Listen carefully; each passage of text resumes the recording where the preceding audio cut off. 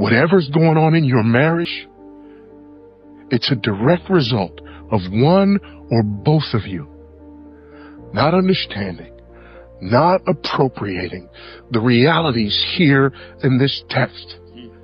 The problem is not what your wife isn't doing or what your husband isn't doing. The problem is that Jesus Christ is not magnificent enough to you. He is not majestic enough to you.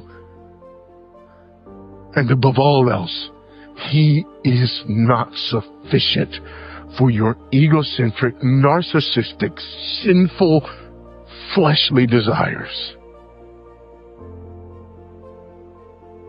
And you will not worship Him.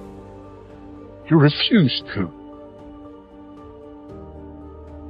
You refuse to look at Him like Job did and say, though you slay me, yet will I trust in you. Naked came I into the world, and naked I shall leave. The Lord gave, and the Lord has taken away. Blessed be the name of the Lord. We're not saying that to Him. No. We're saying, I'm the center of the universe. How dare you not satisfy me?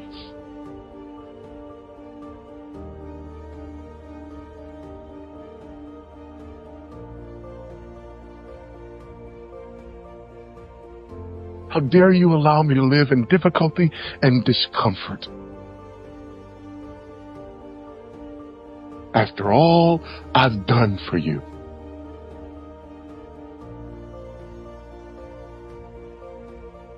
That's why the ditch on the self-righteousness side of the road is so dangerous.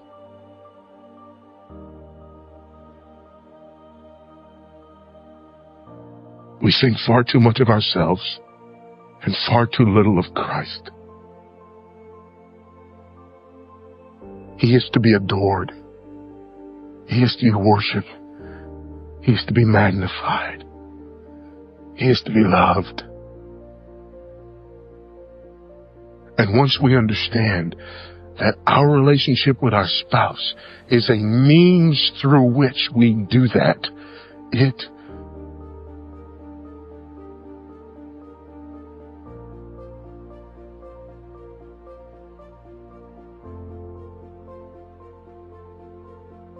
Would you bow with me?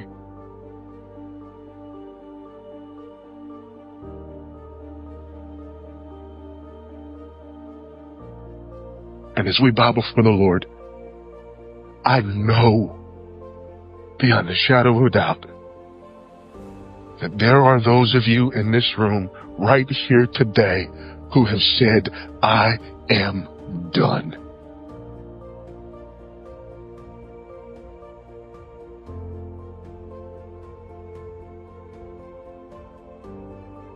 My prayer for you today is that you would readjust your focus,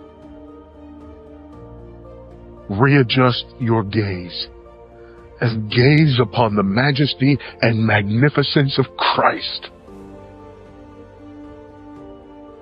You're giving up because that's not where you were looking.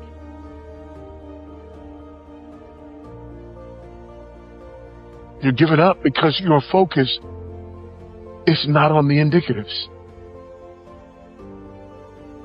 You have not worshiped Him for who He is and for what He's done in your life. He has redeemed you from the pit. He has satisfied your soul. His divine power has given you everything you need for life and godliness.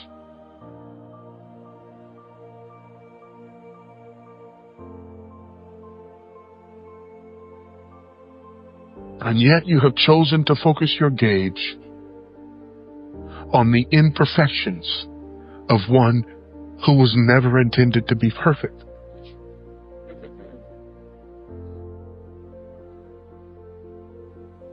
Don't you dare walk away. Don't you dare give up. Don't you dare lose hope. Don't you dare Because to do so is not just a rejection of your spouse here on earth, but it's a rejection of the bridegroom, Jesus Christ, who, in case you were wondering, laid down his life for his bride when she was still yet an adulteress.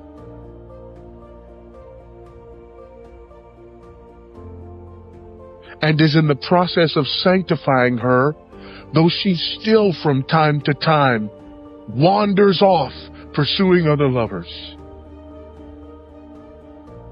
Shed his blood for her, is seated at the right hand of the Father, forever making intercession for her, and is going to come back for her, not to condemn her, but to embrace her, and to bring her into himself, into his bosom, to carry her off to the wedding feast of the Lamb.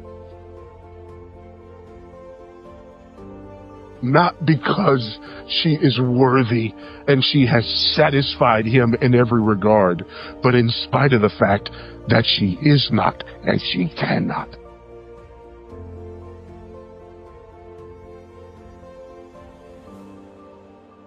She is precious to him, not because of what she provides to him, but in spite of what she cannot provide to him. He makes her precious because of the price he pays. Oh God, don't miss this. Don't miss this. Don't you dare miss this. Don't you dare miss the one who loves you beyond your ability to comprehend it.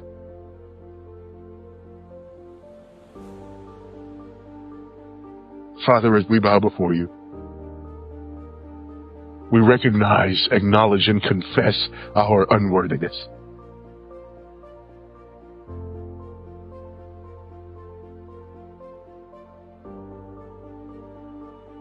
We also recognize and confess our utter hypocrisy in being a spouse who is unworthy, and yet, at the same time, being on the verge of rejecting a spouse who is unworthy.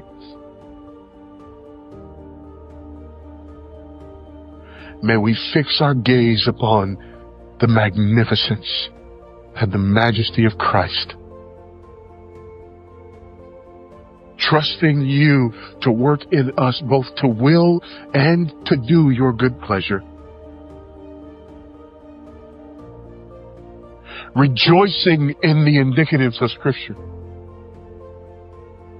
that in turn allow us and empower us to rejoice even in the imperatives, that we then do not out of fear or out of pride, but out of gratitude to the one who redeemed us from the pit.